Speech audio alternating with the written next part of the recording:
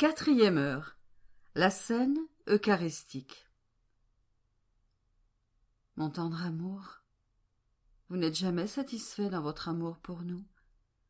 Je vois qu'à la fin de la scène légale, vous vous levez de table avec vos disciples bien-aimés et vous chantez un hymne de remerciement au Père pour vous avoir donné cette nourriture. Vous voulez faire réparation pour toutes les âmes qui oublient de vous remercier pour toutes les façons dont vous soutenez leur vie corporelle. Ô Jésus, en tout ce que vous voyez, touchez et faites, vos lèvres répètent toujours ces paroles. Je vous remercie, ô Père. Je prendrai ces paroles de vos lèvres, et en tout ce que je ferai, je dirai toujours merci au nom de tous. Cela continuera votre réparation pour notre manque de reconnaissance. Le lavement des pieds. Mon Jésus, votre amour semble infatigable. Vous demandez à vos disciples bien-aimés de s'asseoir à nouveau. Vous prenez un bassin d'eau, vous vous ceignez d'un linge et vous vous agenouillez si humblement à leurs pieds que vous attirez l'attention du ciel tout entier. Les apôtres eux-mêmes sont assis sans bouger. Mon amour, dites-moi ce que vous voulez faire. Que voulez-vous dire en adoptant une si humble position? Jamais encore on n'a vu une telle humilité, et jamais on ne la reverra. Jésus répond. Ô mon enfant, c'est comme un pauvre mendiant que je m'agenouille humblement devant eux pour demander leur âme. Je pleure, et j'imagine des pièges d'amour pour les attirer à moi. Avec cette eau mêlée à mes larmes, je veux les purifier de toute imperfection et les préparer à me recevoir dans ce sacrement. Cet acte de purification est pour moi si important que je ne veux le confier ni à mes anges, ni à ma chère mère. Je veux moi-même purifier les âmes de mes apôtres pour qu'ils reçoivent le fruit du Saint-Sacrement. Je veux de cette manière réparer pour toutes les saintes œuvres et pour tous les sacrements administrés avec un esprit d'orgueil et d'indifférence au lieu d'un esprit divin. Ah, combien de bonnes œuvres m'atteignent plus pour me déshonorer que m'honorer, plus pour me peiner que pour me plaire, plus pour me donner la mort que la vie. Ce sont les péchés qui m'attristent le plus. Oui, mon âme, mon enfant, parcourt un à un les péchés intimes qui m'offensent le plus. Rends-moi satisfaction avec mes propres réparations et console mon cœur empli d'amertume. Mon Seigneur tourmenté, je fais mienne votre vie pour réparer tant d'offenses. Je veux pénétrer dans les lieux les plus secrets de votre divin cœur et réparer ainsi les péchés les plus intimes et les plus secrets dont vous êtes offensés par les âmes qui vous sont les plus chères. Ô mon Jésus, je veux vous suivre en tout ce que vous faites et aller vers toutes les âmes qui devraient vous recevoir dans l'Eucharistie pour entrer dans leur cœur avec vous. Je place mes mains sur vos mains pour coopérer avec vous et faire ce que vous voulez avec elles. Ô Jésus, avec vos larmes et avec l'eau dont vous avez lavé les pieds des apôtres, lavons les âmes qui devraient vous recevoir. Purifions leur cœur, enflammons-les, secouons la poussière qui les salit, afin que lorsqu'elles vous recevront, vous trouverez en elles la joie au lieu de la tristesse. Mais, ô mon tendre amour, je vous regarde alors que vous lavez les pieds de vos apôtres, et je vois une autre douleur traverser votre très saint cœur. Ces apôtres représentent tous les futurs fils de l'Église, et en chacun, comme ils sont encore imparfaits, vous voyez les germes de tous les maux qui vont surgir dans l'Église en vous causant une continuelle souffrance. Vous voyez en certains les faiblesses, en d'autres les tromperies, en celui-ci l'hypocrisie, en celui-là l'intérêt personnel. En Saint Pierre, vous voyez le manque de détermination et tous les péchés des chefs de l'Église. Même en Saint Jean, qui a reposé sur votre cœur et qui s'est rendormi dans le jardin pour finalement s'enfuir, vous voyez les faiblesses de vos plus fidèles apôtres. En Judas, vous voyez tous vos traîtres et la longue suite des terribles maux qu'ils vont commettre. Ah, votre cœur est si inondé de chagrin et d'amour que vous ne pouvez le supporter, et vous vous arrêtez aux pieds de chaque apôtre. Vous pleurez et faites réparation pour chacun de ses péchés, et vous obtenez toutes les grâces dont les chefs de votre Église auront besoin. Mon Jésus, je m'unis aussi à vous. Je fais miennes vos prières et vos réparations. Je veux être avec vous et partager votre tristesse et mélanger mes larmes aux vôtres pour que vous ne soyez jamais seuls, mais que vous m'ayez toujours avec vous pour partager votre peine. Mais, mon amour, je vous vois déjà agenouillé aux pieds de Judas. Je vous entends respirer avec peine. Vous ne pleurez pas, vous sanglotez, et tandis que vous lavez ses pieds, vous les embrassez. Vous les pressez contre votre cœur, incapable de parler, la voix étouffée par les pleurs. Vous le regardez, les yeux gonflés de larmes. Avec votre cœur, vous lui dites « Mon fils, je t'en supplie, par les voix de mes larmes, ne va pas en enfer. Donne-moi ton âme. Prosterné à tes pieds, je t'implore. Dis-moi ce que tu veux. Que veux-tu de moi? Je donnerai tout, pourvu que tu ne te condamnes pas. Je suis ton Dieu. Épargne-moi cette souffrance. » Vous pressez à nouveau ses pieds sur votre cœur, mais votre cœur est grandement troublé par la dureté de Judas. Étouffé par votre amour, vous êtes sur le point de défaillir. Mon cœur est ma vie. Laissez-moi vous tenir dans mes bras. Je comprends que ce sont des stratagèmes d'amour que vous utilisez avec chaque pécheur endurci. Ô mon cœur, alors que je souffre avec vous et fais réparation pour les péchés des âmes qui vous offensent, en refusant obstinément de se convertir, je vous supplie de me laisser parcourir le monde avec vous.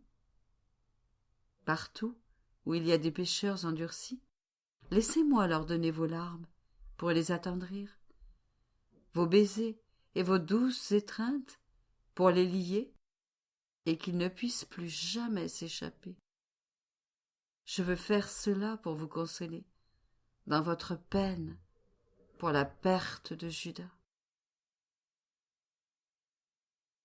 Institution de la Sainte Eucharistie.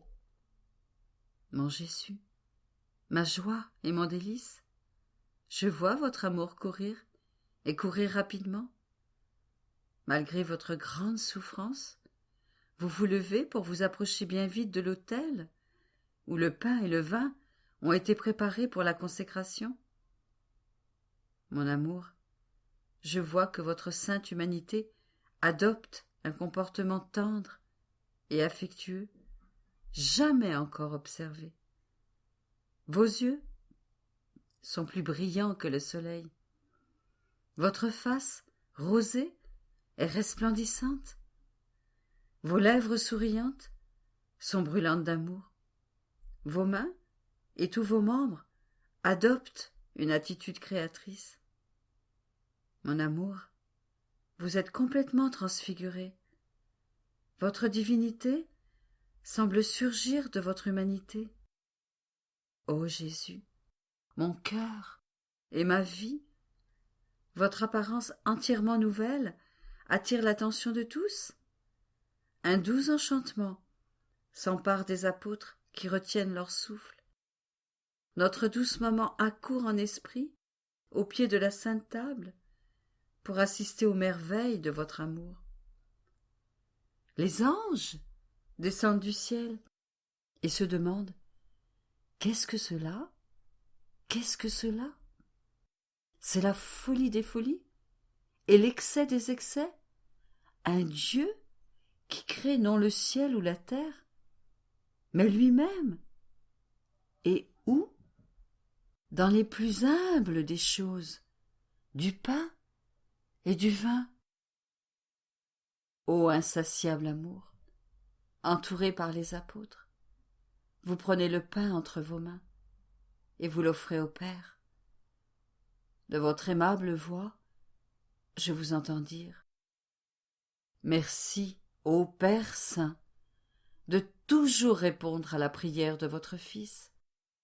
Père Saint, vous m'avez envoyé un jour du ciel sur la terre. Vous m'avez envoyé pour m'incarner dans le sein de ma mère, pour sauver nos enfants. Permettez-moi maintenant de m'incarner en chacune de ces hosties, pour accomplir leur salut et former la vie de chacun de mes enfants.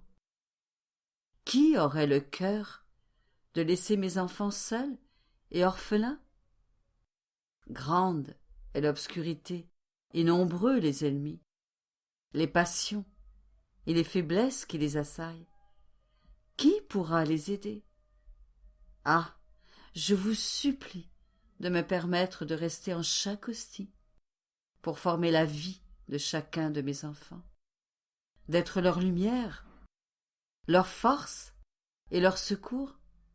Sinon, où iront-ils ? Qui les guidera ?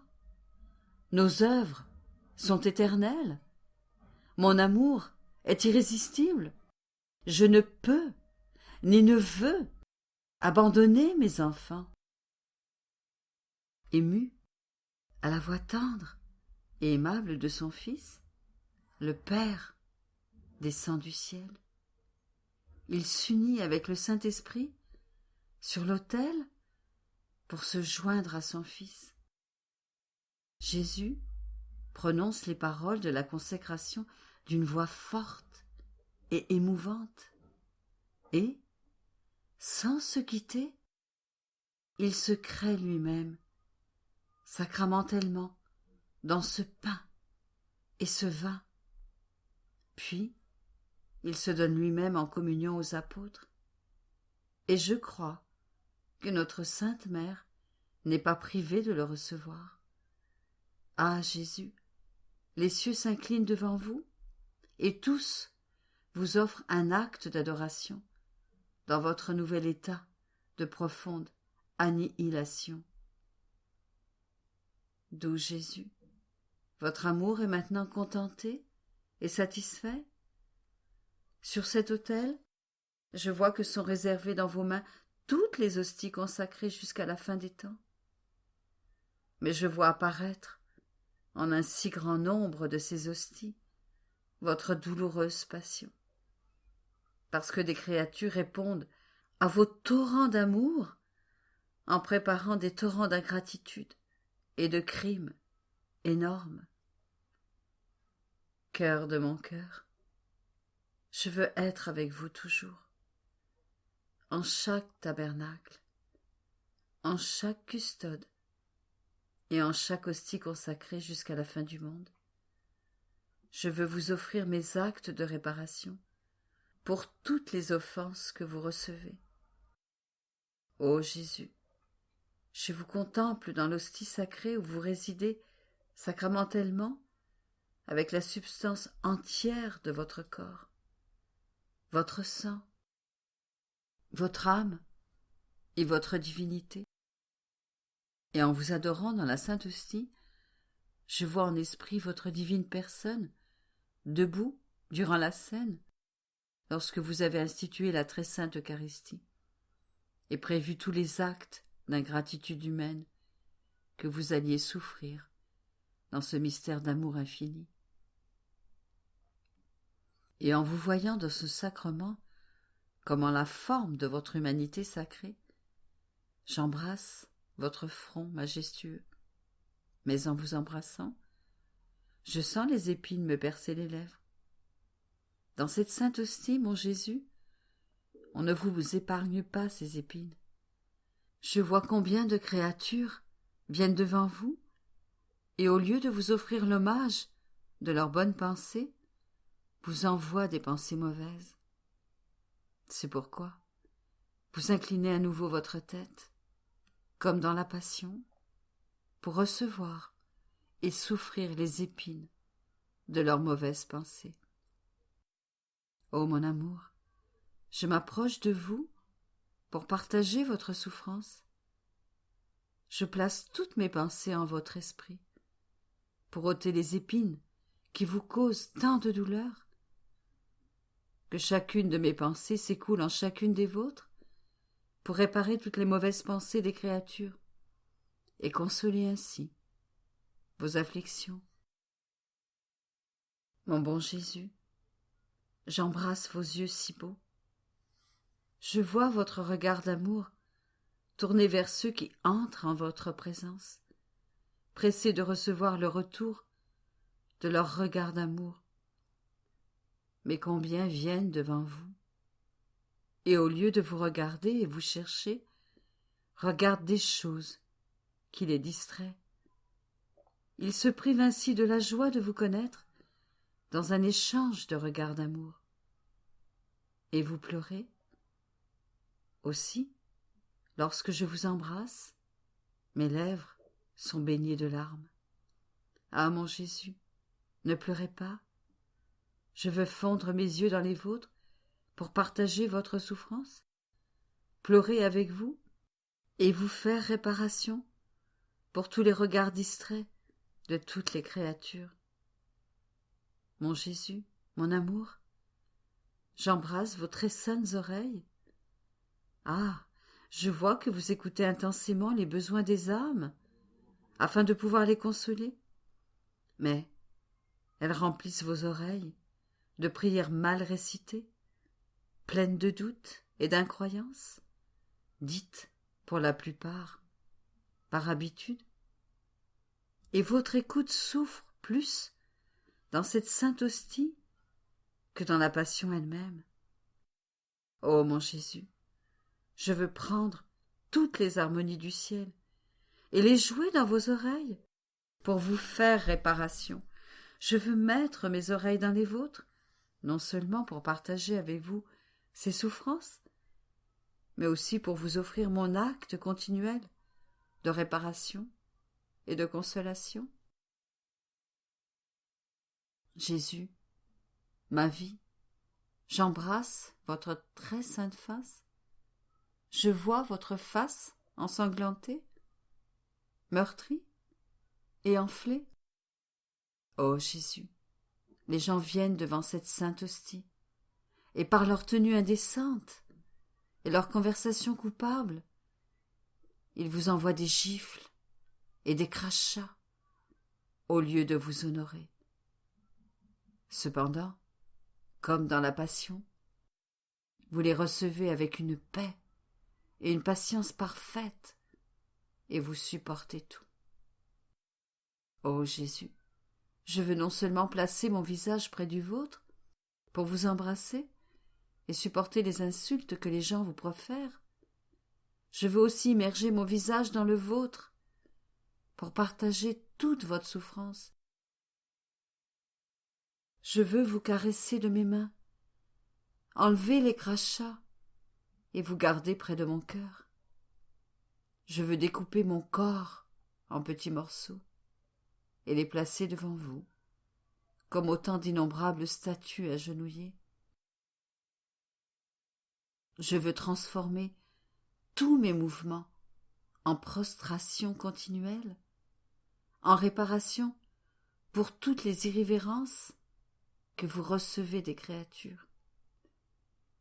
Mon Jésus, j'embrasse votre douce bouche. Je vois que lorsque vous descendez dans le cœur des hommes, vous êtes contraint de demeurer sur beaucoup de langues amères, impures et mauvaises. Oh, combien vous en souffrez! Vous vous sentez empoisonné par ces langues, et c'est pire encore lorsque vous descendez dans leur cœur. Ô Jésus, si c'était possible, je voudrais entrer en chacune de ces bouches pour changer toutes leurs offenses en louanges. Mon Seigneur épuisé, j'embrasse votre très saint cou. Je vois que vous êtes fourbu et exténué, entièrement consumé dans votre œuvre d'amour. Mais dites-moi, que faites-vous?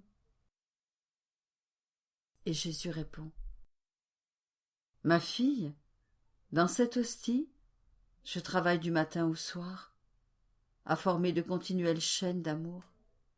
Et lorsque les âmes viennent à moi, je les enchaîne à mon cœur. Mais sais-tu ce qu'elles me font? Beaucoup se libèrent de force et brisent ces chaînes. Et comme ces chaînes sont attachées à mon cœur, cela me torture et me fait délirer. Et tandis que ces âmes brisent mes chaînes et ruinent l'œuvre que j'accomplis dans ce sacrement, elles recherchent les chaînes des créatures. Et lorsqu'elles font cela en ma présence, se servant de moi pour satisfaire leurs désirs, elles me causent une douleur si intense et une fièvre si grande que je défaille et deviens délirant. Ô Jésus, combien j'ai pitié de vous! Votre amour est en danger, et pour vous consoler des offenses que vous font ces âmes, je vous supplie d'enchaîner mon cœur avec les chaînes qu'elles ont brisées, et de recevoir ma réponse d'amour en leur nom.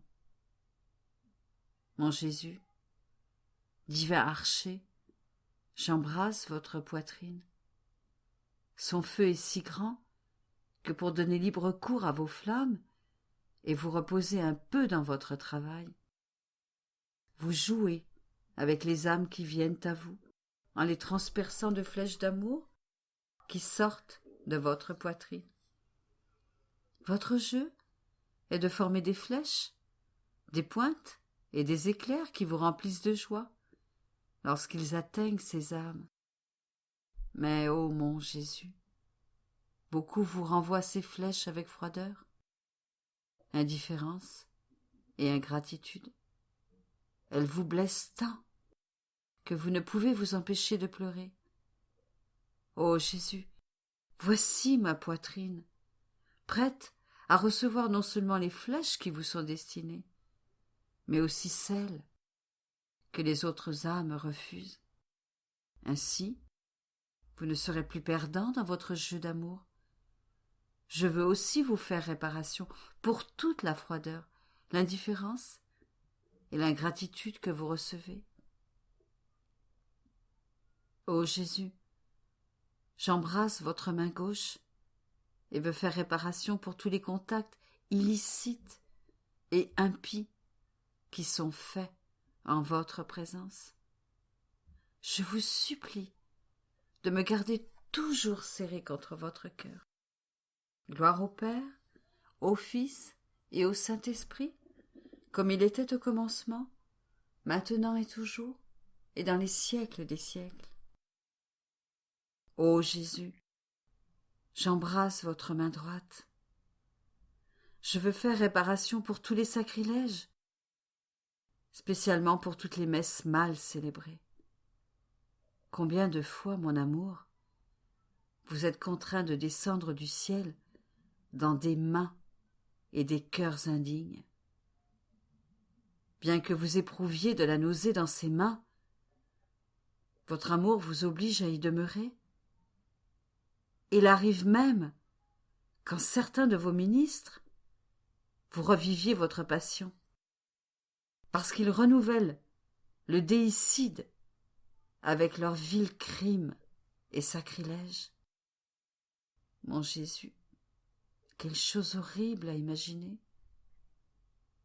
Et tout comme vous êtes tombé aux mains des Juifs durant votre passion, vous tombez encore, tel un petit agneau, entre ces mains indignes, en attendant une fois de plus votre mort et leur conversion. Ah Jésus, comme vous souffrez, et comme vous attendez qu'une main aimante vous libère de ces mains sanglantes. Alors que vous êtes entre ces mains, je vous supplie de m'appeler près de vous, et pour vous payer de retour, je veux vous revêtir de la pureté des anges, vous parfumer de leur vertu, pour vous soulager de la nausée que vous éprouvez entre ces mains. Et je vous offrirai mon cœur comme refuge. Lorsque vous serez en moi, je prierai pour les prêtres, afin que tous puissent être vos dignes ministres. Ainsi soit-il. Gloire au Père, au Fils et au Saint-Esprit, comme il était au commencement, maintenant et toujours, et pour les siècles des siècles. Amen. Ô Jésus, j'embrasse votre pied gauche, et je veux vous faire réparation pour tous ceux qui vous reçoivent par habitude et sans les bonnes dispositions. Ô Jésus, j'embrasse votre pied droit, et je veux vous faire réparation pour ceux qui vous reçoivent pour vous outrager. Je vous en supplie, lorsqu'ils osent le faire, refaites le miracle que vous avez opéré avec l'engin, en le guérissant et le convertissant par le toucher du sang qui jaillit de votre cœur transpercé. Transformez aussi ces offenses en amour, et ces pécheurs en adorateurs de Dieu par votre toucher sacramentel.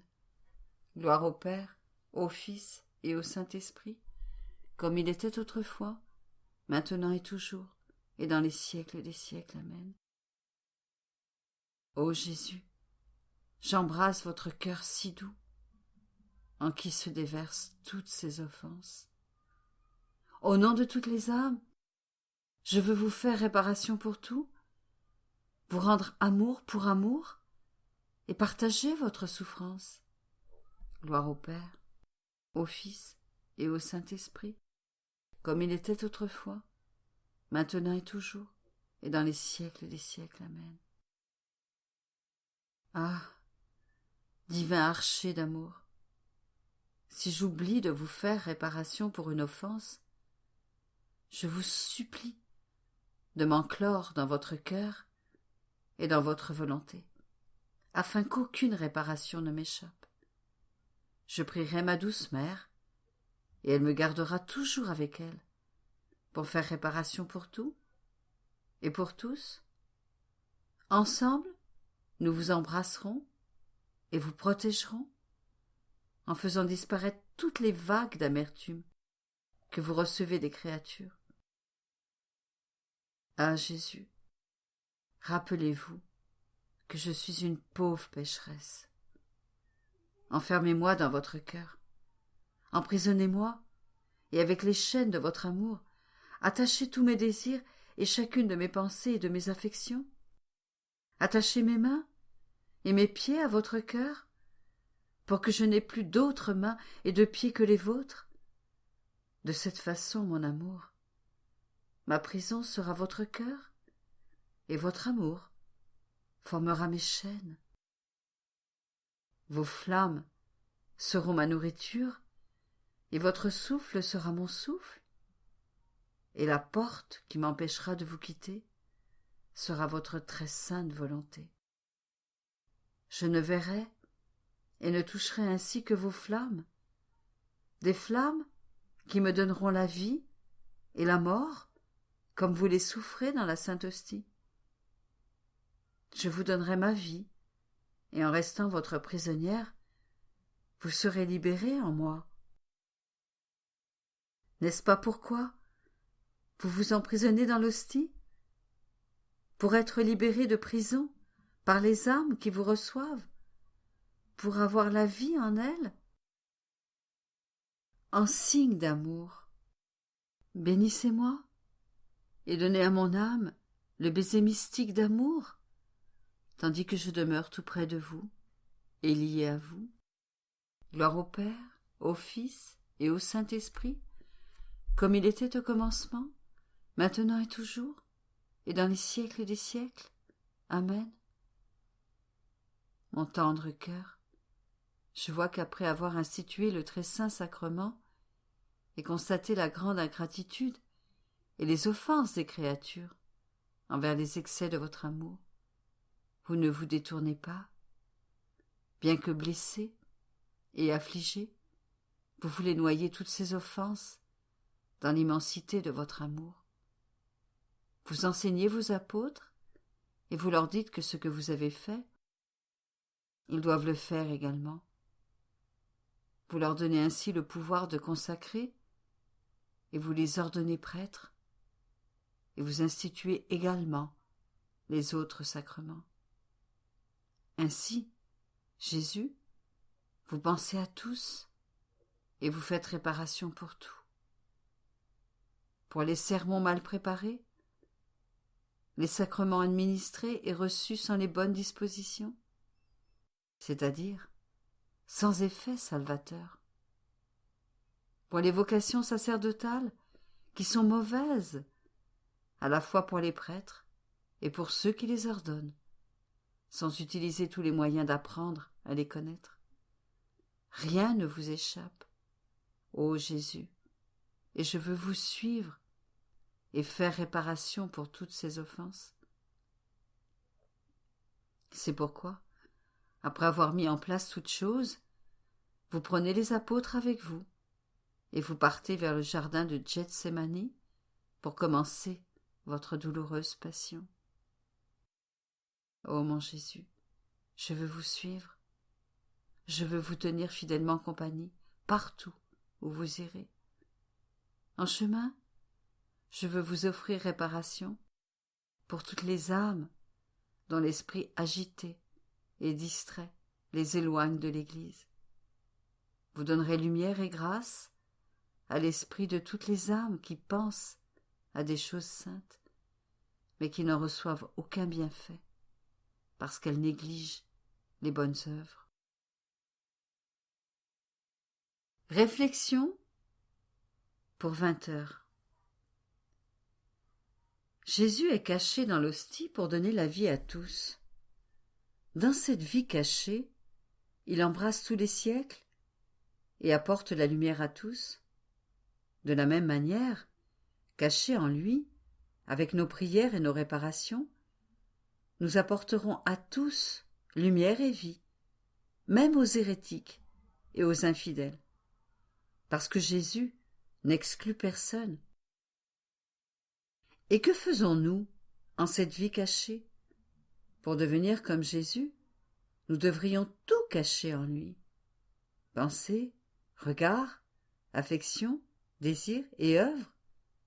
Même nos prières devraient être cachées dans les prières de Jésus. Tout comme le Jésus d'amour embrasse tous les siècles dans l'Eucharistie, nous les embrasserons avec lui. En embrassant Jésus, nous serons la pensée de chaque esprit, la parole de chaque langue, le désir de chaque cœur, le pas de chaque pied et l'œuvre de chaque bras. En faisant cela, nous repousserons le mal que toutes les créatures corrompues voudraient faire au cœur de Jésus. Nous chercherons à remplacer tout ce mal par le bien que nous pouvons faire. De cette manière, nous pousserons Jésus à accorder une vie de salut, de sainteté et d'amour à toutes les âmes. Si notre vie veut correspondre à la vie de Jésus, elle doit être en totale conformité avec la sienne. Notre âme doit former l'intention de demeurer dans tous les tabernacles du monde pour lui tenir continuellement compagnie et lui procurer constamment soulagement et réparation. De plus, c'est avec cette intention que nous devrions accomplir toutes nos actions de la journée. Le premier tabernacle existe en nous, dans notre cœur. C'est pourquoi nous devrions prêter grande attention à tout ce que le bon Jésus veut faire en nous. Souvent, en demeurant dans notre cœur, Jésus nous fait sentir le besoin de prier. Ah, Jésus veut alors prier et nous en voir avec lui. Il se fait un avec notre voix, nos affections et tout notre cœur, afin que notre prière puisse être une avec la sienne. Pour honorer la prière de Jésus, nous prendrons soin de lui prêter notre être tout entier, afin que l'aimable Jésus, devenu un avec sa propre hostie sacramentelle, puisse élever sa prière au ciel pour parler au Père, renouvelant ainsi les effets de sa propre prière dans le monde. De plus, nous devons être attentifs à tous nos mouvements intérieurs, car le bon Jésus nous demandera à un moment de souffrir et à un autre de prier. Il nous mettra à un moment dans un certain état d'âme et à un autre dans un état différent, afin de pouvoir répéter sa propre vie en nous. Supposons que Jésus nous place dans une situation où nous ayons à exercer de la patience. Il reçoit tellement d'offenses des créatures qu'il se sent souvent poussé à les châtier. C'est alors qu'il nous donne l'occasion de pratiquer la patience. Et nous devrions l'honorer en endurant toutes choses avec patience, tout comme il l'a fait. Notre patience arrachera de ses mains ces châtiments que les autres créatures l'obligent à infliger. Après tout, c'est en nous qu'il exerce sa propre divine patience. Cela s'applique non seulement à la vertu de patience, mais aussi à toutes les autres vertus. Le bon Jésus exerce toutes les vertus dans le sacrement. C'est de lui que nous obtenons force, douceur, patience, tolérance, humilité, obéissance et toutes les autres vertus. Le bon Jésus nous donne sa chair en nourriture, et nous, en retour, nous lui donnerons notre amour, notre volonté, nos désirs, nos pensées et nos affections, afin d'égaler en toutes choses l'amour de Jésus, en union avec son très saint et divin amour. Nous ne laisserons rien entrer dans notre cœur qui ne soit lui. Ainsi, tout ce que nous faisons doit nourrir notre bien-aimé Jésus. Nos pensées doivent nourrir sa divine pensée. C'est-à-dire que je dois penser que Jésus est caché en moi et veut se nourrir de mes pensées. Il en est de même pour nos regards, qui doivent nourrir le divin regard. Et pour nos paroles, nos affections, nos désirs, nos pas et nos œuvres. En un mot, tout doit nourrir Jésus. Et ce faisant, nous devons avoir l'intention de nourrir les créatures en Jésus. Mon doux amour, en cette heure, vous vous êtes transsubstantié en pain et en vin. Ô Jésus, accordez-moi, je vous prie, que tout ce que je dis et fais puisse être une consécration continuelle de vous-même en moi et dans les âmes. Ma douce vie, lorsque vous entrez en moi, faites que tous mes désirs, toutes mes affections, mes pensées et mes paroles puissent ressentir votre consécration sacramentelle, de sorte qu'avec tout mon petit être consacré, je puisse devenir autant d'hosties à vous donner aux âmes. Et en vertu de votre consécration, ô Jésus, que je puisse vous consacrer tout entier, en toutes les âmes.